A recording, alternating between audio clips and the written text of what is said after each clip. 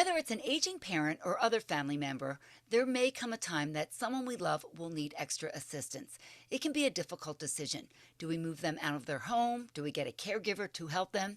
Hello and welcome to Living Well with Robin Stoloff, empowering you to live a healthier life. There is so much that goes into providing care for an aging parent or someone else that we love. And here to help us sort it all out is owner and president of Comfort Keepers, serving South Jersey community. Thanks so much for joining us, Kelly Marrero. Good afternoon.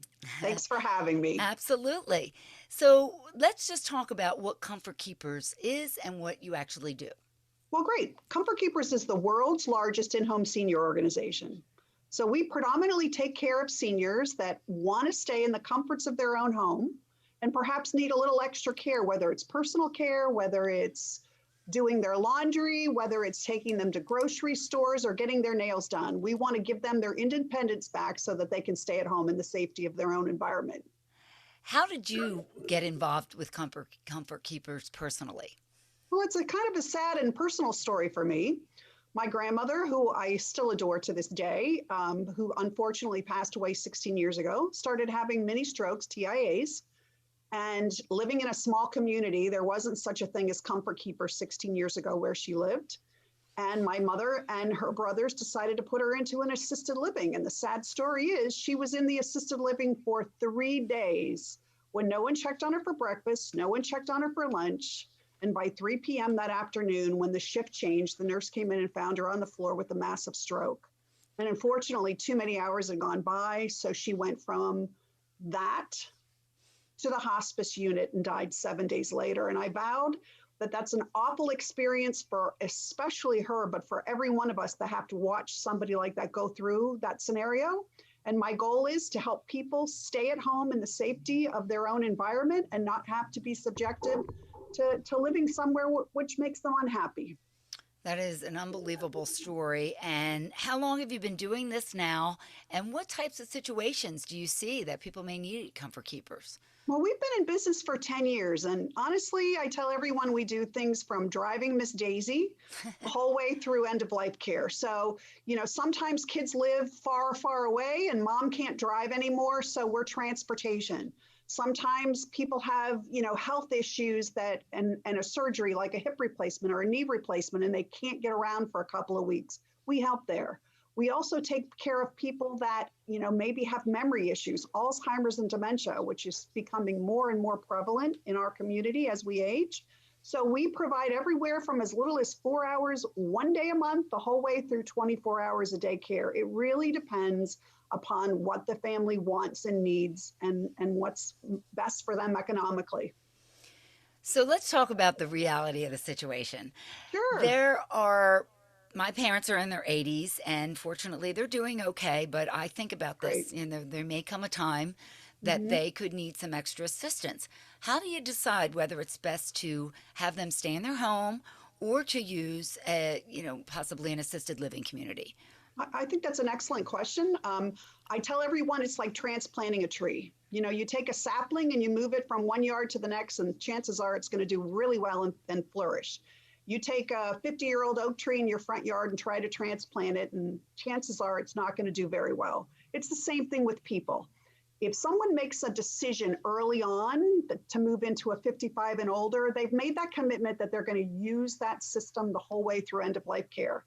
If you take someone like my father, who lost my mother 3 years ago, who's 88 years old, all of his memories, everything that's comfortable for him is in that house. And in fact, about a year and a half ago, he went for a 3-mile walk in a snowstorm, hit his head. And I said, Dad, I'm sending in a Comfort Keepers because he had a brain bleed and had to have supervision. And you don't want to go into a rehab. I get it. But I forced his hand and say, it's for my peace of mind. It's for my Yes. dad and my sister and I. So usually there's a precipitating event that makes everyone believe in a family that it's time. So we kind of slowly work through that process and educate people about what we do and how we do so that they don't feel like they're losing their independence. And you bring up a precipitating event, and with people now starting to see their families again as COVID is changing and things are Sure. opening up, are you starting to see that more people are visiting relatives and realizing, oh my gosh, they might need some help? So, great question. Usually it's after the holidays. Usually it's when the kids come home and see mom and dad and realize through Thanksgiving to New Year's that things are amiss. But especially now with COVID, oftentimes no one has seen their family member for over a year. So we get calls all the time. We are busier now than we've ever been, and it's because people don't want to be in a facility because it's a danger zone for COVID and a whole Sure. host of other reasons.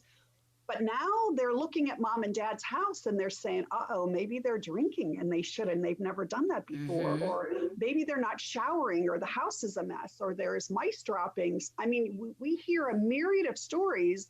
It's depression sets in with COVID, exacerbated by aging and memory care issues. It's a Mm-hmm. real troublesome time, and we're just glad that we're here to be able to help. Oh, that is incredible. And, it is true that we don't always know what's going on behind the scenes. You might talk to somebody on the phone Don't. and they sound okay and things seem all right. And then when you finally visit them, you say, wow, they really need some help.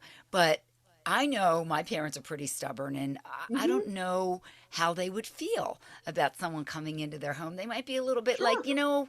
I don't think so. I'm good. Fine. I'm sure you've run into that situation. What do you do about that? All the time. I say to the kids, predominantly, it's the 58-year-old female in the family is usually the main person, the That's me. oldest sibling, right? Who calls and says, I need help. And so what I suggest is, after talking with them, is that they have a heart-to-heart conversation with their mom and dad and invite me or someone in my staff out to actually meet with them, the mom and dad. So I explain to them what we do, how we do it, why we do it, that we're a guest in their house. We're not there to change their schedule. We're not there to alter their lives, but we're there to offer them things that we can do to help that gives them back their independence. And if they can make that connection, then usually it goes well. But there are times where someone is absolutely adamant that they want no help in the house, like my father.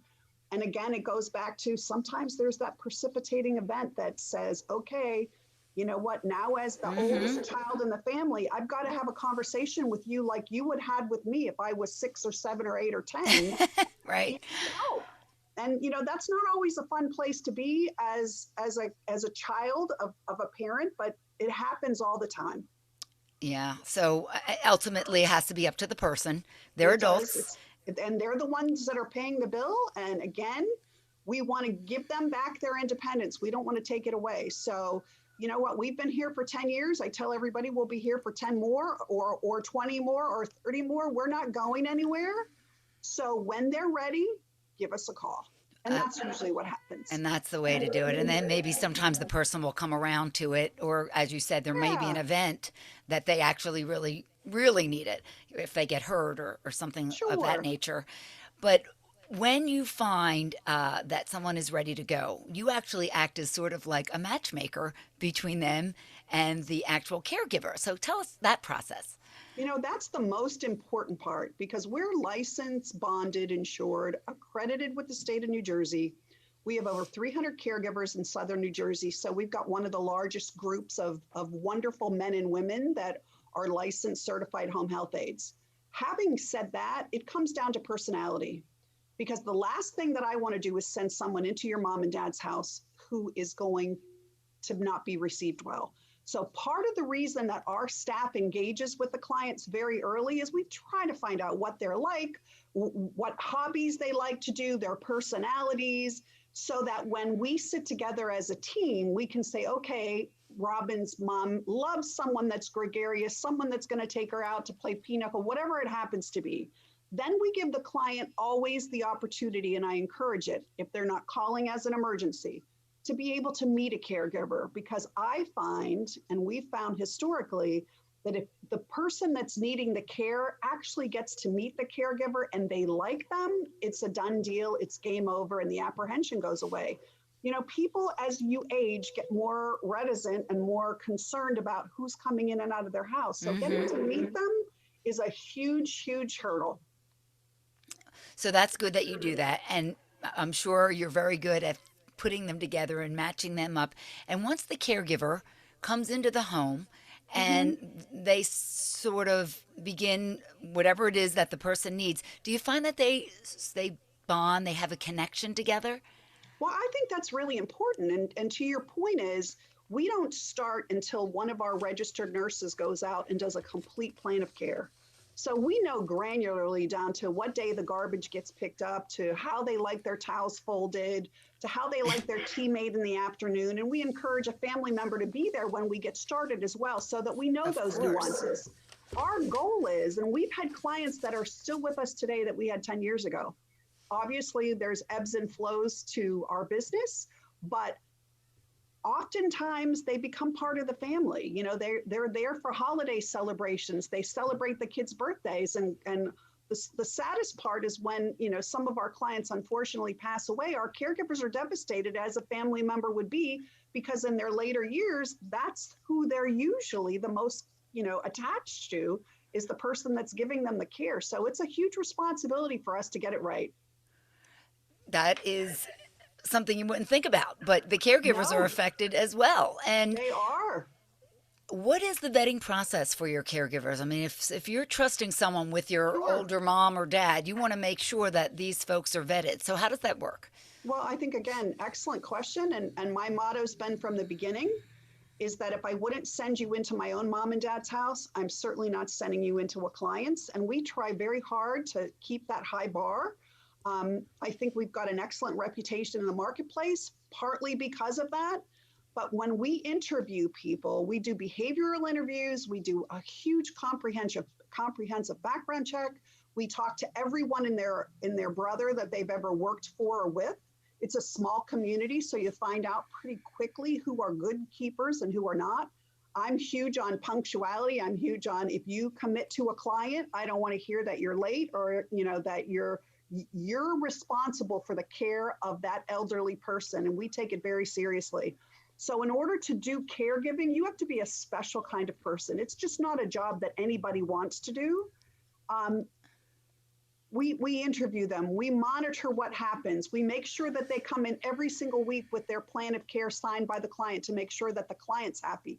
We call the clients every single week. We have nurses that go and do emergency and private check-ins to make sure that everybody's happy. We do follow-up care every 30 days and every 60 days, face-to-face and on phone calls from our nursing staff to our clients. So we really insulate our people. We want them to know that they're being monitored and watched, because it is the most important responsibility I think that we have, is to make sure that we have quality care for our seniors. Absolutely. And of course, you train all the caregivers as well. Yes. You give So them a certification. they're Yes. no, they're certified by the state of New By the Jersey. state. They have to pass. They have to go to classes. They have to take a comprehensive test, a physical, hands-on practical, as well as a test. Then when they come to work for Comfort Keepers, they go through 40 hours worth of training with our registered nurse, again, practical and written tests. Then we have in services every quarter where we bring in experts from the community, whether it's Alzheimer's and dementia, whether it's MS, whether it's transferring with, you know, the director of Bacharach to give the latest up-to-date kind of training and information on transporting people and ambulating them. So we do everything that we can to make sure that they're able to get the most up-to-date information. We also have a company that we utilize called Relias. So if a caregiver picks up a new client that has a disease that maybe not so many people understand, other than maybe our nursing staff, they can take comprehensive online classes, and we encourage everyone to do that. So whether someone's got a knee replacement or someone's got Lou Gehrig's disease, we have a plethora of information and education sites to make sure that we are as trained as we possibly can be when we hit the ground running. That's one of the benefits of having a big company behind you. Oh, and without question, we couldn't do it without our staff at Comfort Keepers Corporate. We have a whole staff of doctors and nurses on board so that they guide us every step of the way, make sure that we are up to date on the latest regulations and what's going on in our state. New Jersey is one of the most stringent states in the United States, with the exception of California. So we are monitored with our accreditation every year to make sure that we're following all the protocols. So yes, we take this very seriously, and so does the state of New Jersey. And so do the people who hire you. Absolutely. Absolutely. Yes, this is their loved Absolutely. ones, and they want to make sure that they're taken care of. And let's talk about the finances behind this, because as Sure. much as we love our parents or an aunt, uncle, whoever it is we're trying to look after, we have to consider reality and the financial investment for either in-home care or an assisted living facility. So let's talk about the differences. Sure. Well, first of all, you know me, I always believe in aging in place. I don't think there's anywhere better than to being at home. But there are choices that come with, do I keep my mom and dad at home or do I encourage them to look at assisted living? Number one is everyone, not everyone, most people under the assumption that Medicare pays for assisted living and nursing homes. They do not. Only if you are qualified for Medicaid, and you have to actually have exhausted all of your funds and not own any assets in order for that to happen. So it's not as easy as people think. Second of all, to find a decent assisted living or nursing home in our area in southern New Jersey, off the top of my head, I could pick two or three of my kind of go-to suggestions. They're between $10,000 and $14,000 a month per person out of pocket. When you look at what we charge per hour, it's a fraction of what you would pay in an assisted living. You get the respect and dignity of staying at home. You have somebody that's taking care of you one-on-one. We're in a facility. You can push a buzzer now until Christmas time. Sometimes it feels like, to get somebody to respond to you. There are, however, circumstances where somebody absolutely wants to go to an assisted living, and I totally support that. But when you look at the financial picture, it's certainly a lot more cost effective. If you were to do full-time with us versus full-time with an assisted living, we're less than half. So I think people don't understand that sometimes. And again, it goes back to the education, because there's nobody that's training us. As our parents live longer and longer and we are aging with them, I think that I'm educating callers more than anything else, because there's a lot of misconceptions about cost. And when you drill it down, I think we're very reasonable. And it's something you really don't think about until you need it. Mm-mm, We you don't don't. really think it all out until, wow, this is, You're in the and middle of really, a the time storm. to think about it is actually before it happens, Sure. and to start researching and investigating and thinking about it. I'm fortunate that I do this job, because I Yeah. get an opportunity to talk with people like you and learn a lot about this type of thing, because it can be sad, it can be difficult, it can be Awful. challenging when you see your parents getting older and starting to need help. But it can also feel great to know that you have the right care in place, and to know that you're doing right by your family, and to respect their wishes as well. Well, even though the caregivers work for Comfort Keepers, they really are co-managed by the family as well. I mean, we encourage the families, put in cameras, call the caregiver, text them to see what's going on. We want our families to feel that Comfort Keepers is part of their family as well. So it's not just we're sending an unknown quantity into your mom and dad's home. This is somebody that's made the commitment to take care of them, and we want them to be a part of your global family as well. You do need a special person, as you said, to do this You type of do. job. Yeah, You you have do. to be a caring, loving type of person to do this, because it's not easy sometimes. No, it's not. It's difficult Yeah, yeah. for So sure. if someone were interested Sure. in talking with you, how do they go about reaching you? Can they talk to you personally? Absolutely. You know what? Our office is numbered, should I say it, is Yeah, 609 sure. 277 7855. That's the easiest way to get a hold of someone. My daughter works for me. She's my general manager. We treat this business like a family. We never close. There is someone that works for me on my staff that answers live 24 hours a day, 7 days a week. We don't care if it's Christmas Eve. We don't care if it's Hanukkah. We don't care if it's 3 o'clock in the morning, because if someone's calling at 3 o'clock in the morning, they have a problem and we need to be able to react. You can always go on our website, which is comfortkeepers.com, and it's pretty comprehensive as to what we do and how we do it. But you can always call the office, and I'm happy and give all of our clients my personal cell phone as well. Because if you're going to trust me with your mom and dad, I want to make sure that you have access to the people that are taking care of your mom and dad and can make decisions for us. And what is your website, Kelly? It's www.comfortkeepers with an S.com. All right. Thank you so much for joining us. Some great Thank you for information, having me. something that is near and dear to my heart as my parents get a little older. So Yeah. something we all should be thinking about. And you really helped to answer a lot of questions about it. So we Well, appreciate thanks, your joining Robin. us. Any way we can help. Thank you. And thank you all for being with me today for Living Well with Robin Stoloff, empowering you to live a healthier life. Hope to see you again next time. Until then, please stay safe and keep living well.